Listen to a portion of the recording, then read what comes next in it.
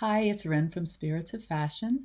Welcome to my channel. Welcome back if you're not new here. If you are new here, we talk about vintage style, historic dress, and thrifting. So if you like those topics, please be sure to subscribe and hit the notifications bell so that you'll know when my videos are coming out.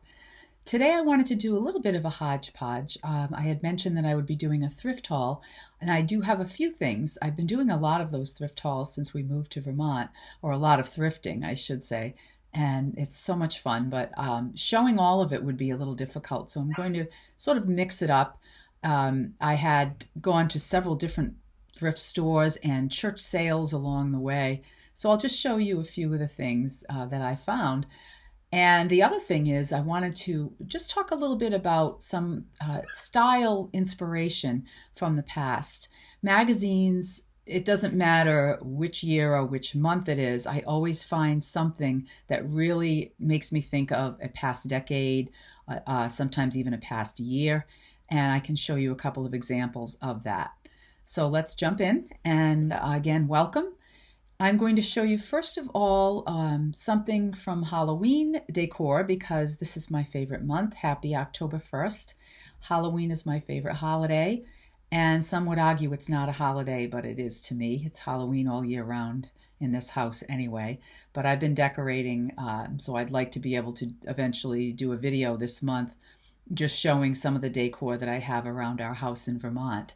But one of the first things I found in the thrifting tour a few weeks ago was this little pumpkin, and I just love this thing. It's heavy. It's not light.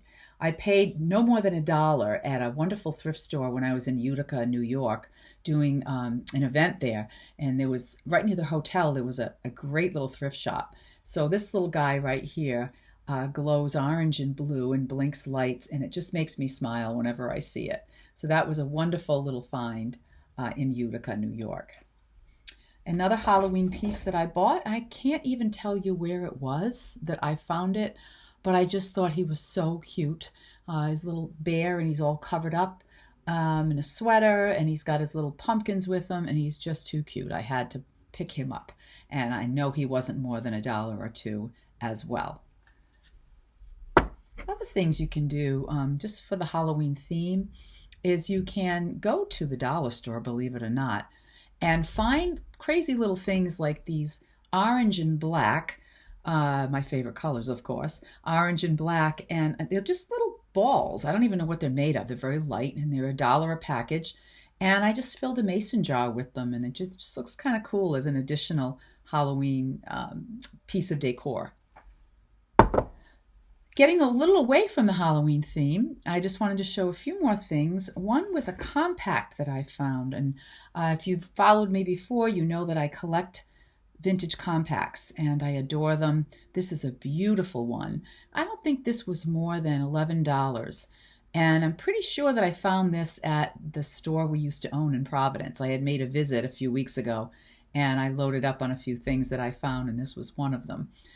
It's a lovely little floral design, and you open it up, and it is a volupte, which is a very famous brand from the past, never used. You just flick it open. Easier said than done. There it is. And it has a powder puff, never used, and of course the powder would have fit right into this little square right here. So that was a great find for the money, and I was very pleased with that, so I'll add that to my collection.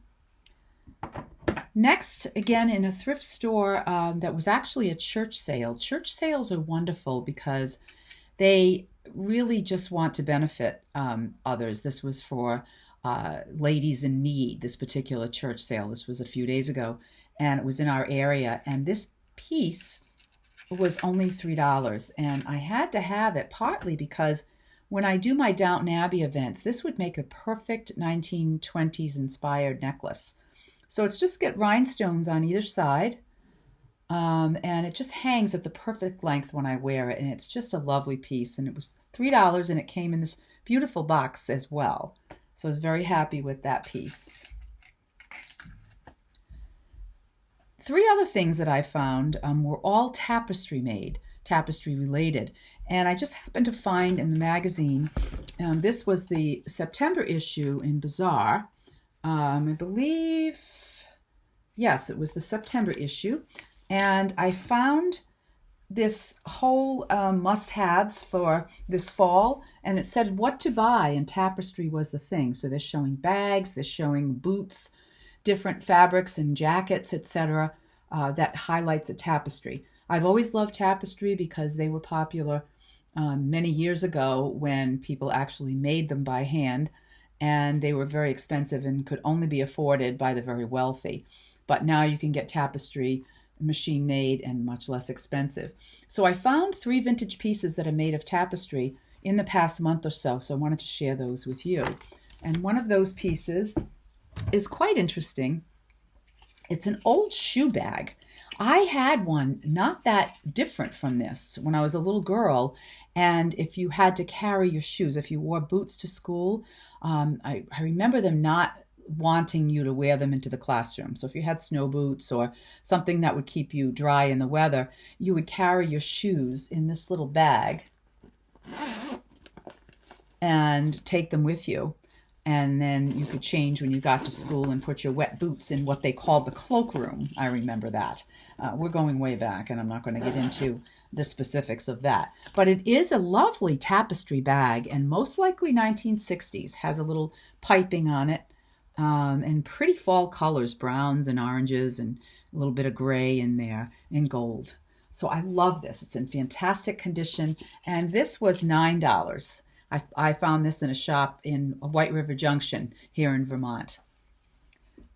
Another piece I found in another thrift store, I think this was also at White River Junction, was this really cool clutch with the tortoiseshell type handle and some definite cool design on the plastic handle as well. So it's plastic faux tortoise and has a little clip. You open it up. Has a zipper, nothing in there. Sometimes, again, these bags would have had little compacts or little purses, combs, and other items coming with the bag. But this one didn't come with it, so it maybe never did, or maybe the person who owned it used it and never replaced it. And this is, again, a Tapestry, really beautiful colors, kind of shot with gold. This is probably a 60s piece, and I just thought it was gorgeous and in beautiful condition. And this baby only cost me $9 as well. So I just think about going out for the evening or something like this and bringing the compact and putting that right in that little zippered compartment in the bag. And then you really feel like you're carrying a piece of history with you. And last but not least, in the Tapestry, I found this one. And this one, I think I only paid $14 for this. This is just lovely. Again, same color theme, very autumn color theme. It has a plastic, probably celluloid handle, and very structured. And when you open it up, it has a little compartment, again, for a mirror or a little comb if you would like. And it's in impeccable condition. And it looks like it has 2 sides. It looks like you can open the other side as well, but you can't. It just looks that way because it's sort of 4 layers. So it looks like there might be another compartment, but I haven't yet found it. If it's a secret compartment, I haven't figured it out yet. But this would make a lovely little bag. Even if you just had a plain outfit on, this would really dress it up. And again, help you to have a vintage vibe with your outfit, even if you're not wearing full vintage. So I just thought these 3 pieces were well worth the money, and I got very good prices for them. The next little section I'd like to talk about before I close the video today is how I love to be inspired by current magazines to see how the styles of today are taken from vintage. So one of the things that I am going to show you is what I have on. I just bought this. I just thrifted it a couple of weeks ago.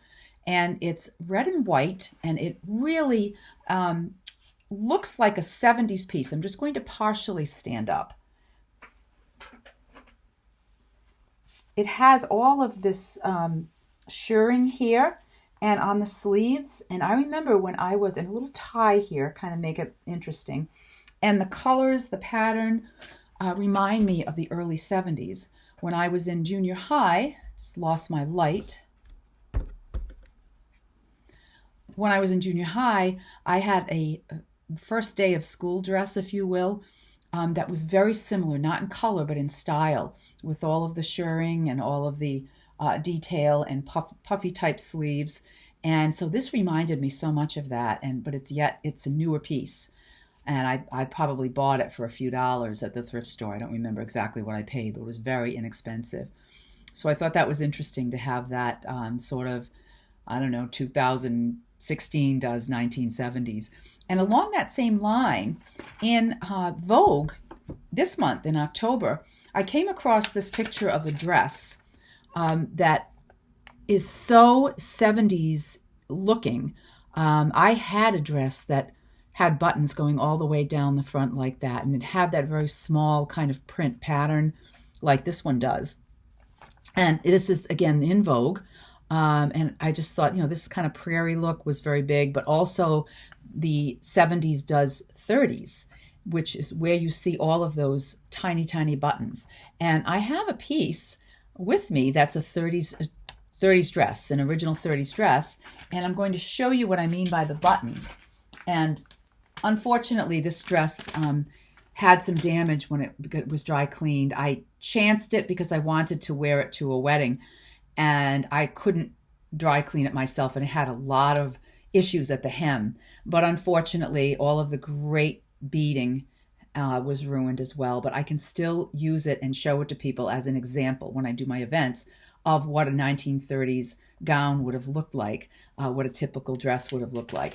And the back is all buttons all the way down, and very similar to what I just showed you in this picture of the buttons going all the way down, in this case in the front of the dress rather than the back of the dress.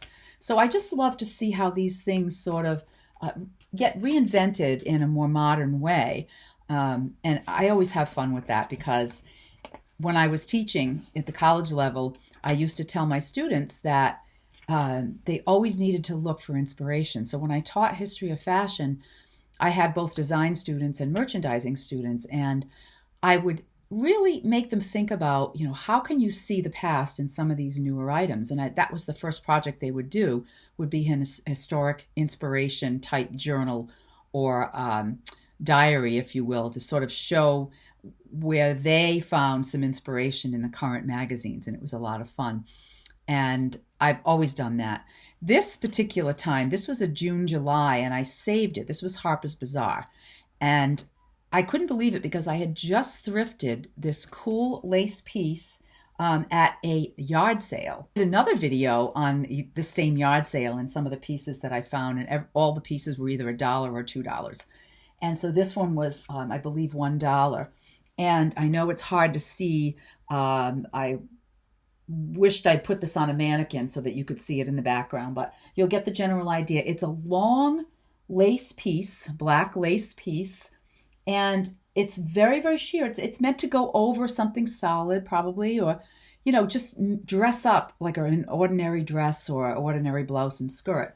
And it just has a single little hook and eye right here.